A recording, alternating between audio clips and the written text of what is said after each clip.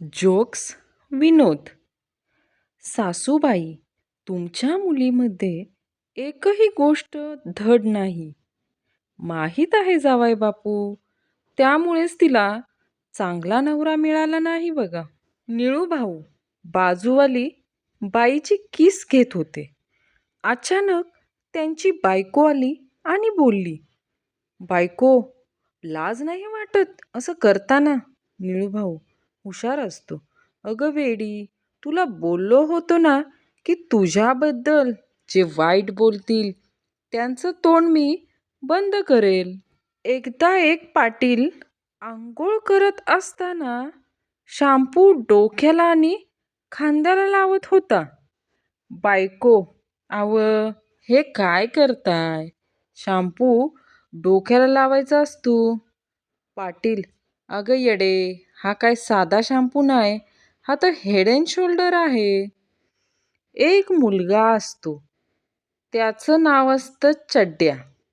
एके दिवशी तो शाळेत जातो आणि फक्त त्यानेच होमवर्क केलेला असतो. मग टीचर म्हणते, चड्ड्या सोडून सगळ्यांनी उभे राहा. सोनी, शेजारच्या आजी मला खूप त्रास द्यायच्या. कुणाचंही लग्न ठरलं की माझे गाल ओढून म्हणायच्या, आता तुझा नंबर बरं का. मोनी, मग तू असं काय केलं ज्यांच्यामुळे त्यांची ही सवय सुटली? सोनी, त्यांना त्यांच्या स्टाईलमध्ये उत्तर दिलं. कुणाच्या मरणाची बातमी आली की मी त्यांचा गाल ओढून म्हणायचे, आता तुमचा नंबर बरं का. काळू, काय बाळू, एवढं पत्र पाठवूनही शेवटी माझ्या लग्नाला तू नाही आलास. बाळू, अरे तुझे पत्र मला मिळालंच नाही. काळू, पण मी पत्रात लिहिलं होतं ना की पत्र नाही मिळालं तरी लग्नाला अवश्य यावे म्हणून. नवरा झाडाला पाणी देत असतो, त्यावेळी अचानक बायको येते आणि म्हणते, मी तुमच्या मोबाईल फोनमध्ये काहीतरी पाहिलं आहे. तुमच्याशी मला बोलायचंय. लवकर पाणी झाडांना घाला. आता 2 दिवस झाले नवरा झाडाला पाणीच देतोय, पाईप सोडायला तयारच नाही. पिंट्या देवळात जाऊन देवाकडे प्रार्थना करू लागला. देवा, माझी एक प्रार्थना आहे. पंजाबला अमेरिकेची राजधानी करून टाक. देव प्रकट होऊन आश्चर्याने म्हणाला, तुझा त्याच्याशी काय संबंध? देवा, आज इतिहासाचा पेपर होता, त्यात मी तसंच लिहून आलोय. देव पुन्हा अंतर्धान पावले. भाषा ज्ञानाची एक स्पर्धा सुरू असते. तिथं स्पर्धकांना प्रश्न विचारला जातो. एक असं वाक्य सांगा ज्यातून भीती, जिज्ञासा, शांतता, राग, आनंद या सगळ्या गोष्टींचा आभास होईल. एका स्पर्धकाला पहिल्या नंबरचं बक्षीस मिळालं. त्यानं लिहिलं होतं, बायको माझ्याशी बोलत नाही. नवऱ्यानं घटस्फोटासाठी अर्ज केलेला असतो. सुनावणी सुरू होते. नवरा, जज साहेब, मला बायकोपासून घटस्फोट हवाय. वकील, अरे पण कारण काय? नवरा, 6 महिने झाले ती माझ्याशी एकही शब्द बोलली नाही. वकील, बघ, पुन्हा एकदा विचार कर. अशी बायको नशीबवान लोकांनाच मिळते. अकबर बिरबल, मला सांग, आपल्या कर्मचाऱ्यांमध्ये सगळ्यात जास्त काम करणारा माणूस कोण आहे? सांगू शकशील का? बिरबल, महाराज, मी सर्वांना बोलवून घेतो, मग सांगतो. बिरबल सर्वांना बोलवतो आणि एकाचा हात पकडून राजाला म्हणतो, महाराज, हा माणूस सर्वात जास्त काम करतो. अकबर, तू कसं ओळखलंस? बिरबल, महाराज, मी याचा मोबाईल चेक केला. याच्या मोबाईलची बॅटरी 98% आहे.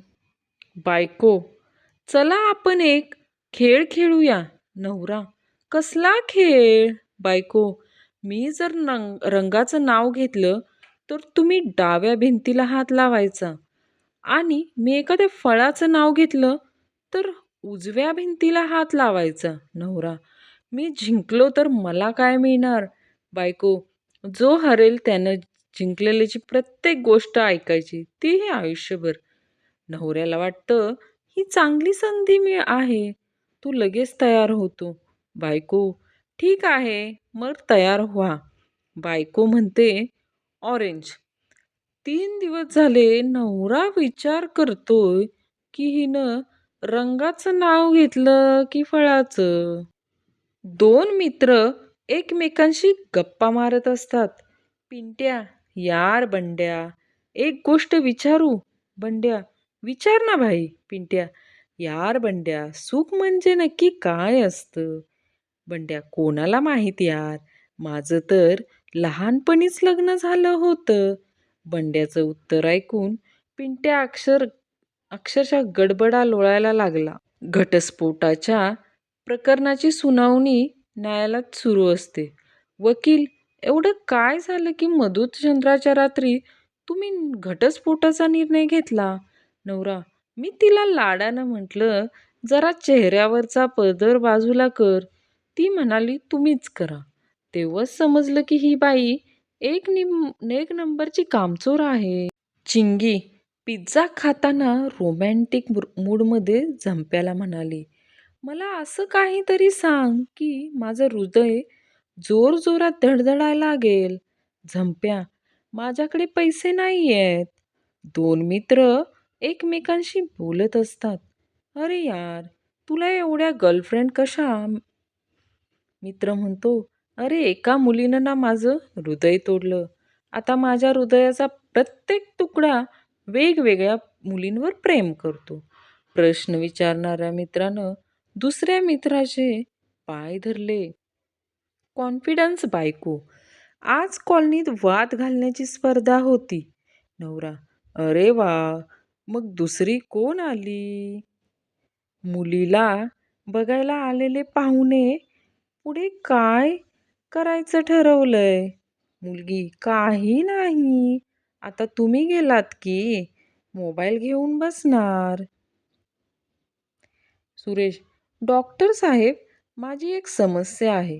डॉक्टर: बोला, काय झालं? सुरेश: मला बोलताना समोरची व्यक्ती दिसत नाही.